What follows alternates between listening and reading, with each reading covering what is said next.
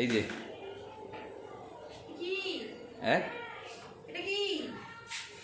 ওই একটা আছে, মেয়ের একটা গিফট আছে।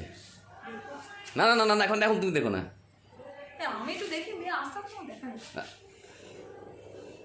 এখন এখন দেখুন, এখন দেখুন, এখন দেখুন, মেয়ে চলে আসবে। জানি কি বল।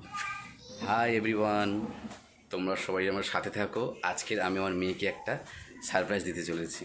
কালকে রাতেই আমি সারপ্রাইজটা নিয়ে এসেছি, বাট আমি কাউকে দেখাইনি, আমার বউও জানে না আর বাড়ির লোকও জানে না। তো এটা খুব মজার হতে চলেছে ভিডিওটা, তোমরা শেষ পর্যন্ত দেখো, খুব আনন্দ পাবে। গাড়িটা আমি নিয়ে এসেছি তিতলির জন্য, এটা ওর খুব পছন্দের গাড়ি। অ্যাকচুয়ালি আমরা যখন গিয়েছিলাম দীঘায় ঘুরতে, তখন ও গাড়িটা চড়েছিল। তো ও বারবার বলেছিল, বাবা আমার গাড়ি লাগবে, বাবা আমাকে গাড়ি দাও, এই গাড়িটা দাও, এই গাড়িটা দাও। তো ওটা তো বিক্রি হয় না, ওখানে তো চড়ার জন্য ওরা জাস্ট রেন্টে নেয়, ভাড়া দেয়, ভাড়া দিয়ে গাড়ি চড়িয়ে ছেড়ে দেয়। কিন্তু ও এত বায়না করেছিল, এত বায়না করেছিল, তখন আমার কাছে মানে টাকাও ছিল না, খুব অল্প টাকা ছিল। তো আমি ওর জন্য সেটা কিনতে পারিনি। তো বাড়ি এসে আমি ডিসাইড করলাম যে কটা দিন যাক, তারপরে আমি ওর জন্য একটা গিফট আমি নিয়ে আসবো। এই গাড়িটা কিনতে গিয়ে অনেক প্রবলেম ফেস করতে হয়েছে আমাকে। আমি প্রথমত এই গাড়ির কথা পাচ্ছিলাম না এখানে, যদিও পাচ্ছিলাম বাজেটে আসছিল না।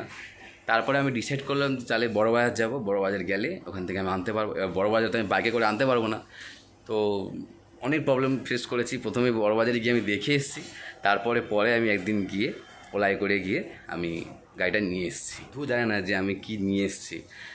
ও খালি আমায় বলছে, তুমি এতগুলো টাকা নিয়ে যাচ্ছ, কী করবে টাকাগুলো, কী করবে টাকাগুলো, কী করবে, অনেক কৈফিয়ত চাইছে আমার কাছ থেকে। আমি বললাম, তুমি দেখো না আমি কী করি, তুমি এত করছো কেন, দেখো না আমি কী করি।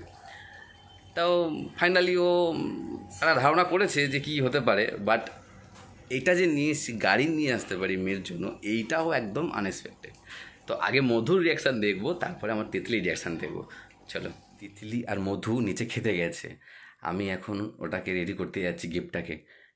আর এখন ওরা আসেনি, ওরা আসলে আমি ওদেরকে নিয়ে ছাদে যাবো। চলো নাও, খুলে দেখো কি আছে সারপ্রাইজ। তোমার সারপ্রাইজ দেখো, খোলো।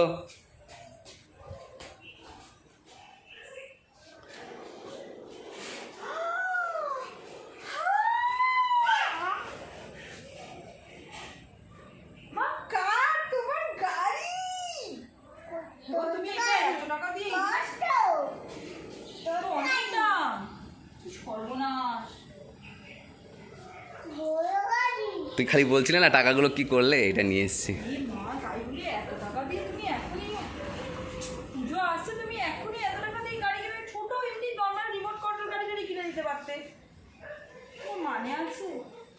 তিতলি কেমন লেগেছে তোমার গাড়ি? হ্যাঁ, তোমার গাড়ি বাবার লাল গাড়ির নিচে আর তোমার গাড়ি ছাদে। কিন্তু গাড়িটা হেভি দেখতে হয়েছে, আমার তো হেভি পছন্দ হয়েছে। কিভাবে অন করে কি হবে?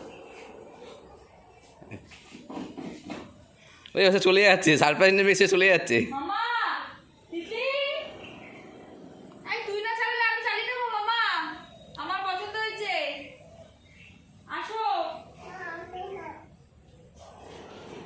কেমন লেগেছে তোমার বাবাইকে বলো। এসো আমার হাত ধরে বলতে চলো। কি হলো? এমা ভয় পাচ্ছে বলছে। হ্যাঁ, ই বাবা এত টাকা দিয়ে গাড়ি কিনে নিয়ে এসেছি বলছে ভয় পাচ্ছে। দেখো অনেক কষ্টে, সে তো নিজে তো বসছেই না, ভয় পাচ্ছে, শুধু কেঁদে যাচ্ছে।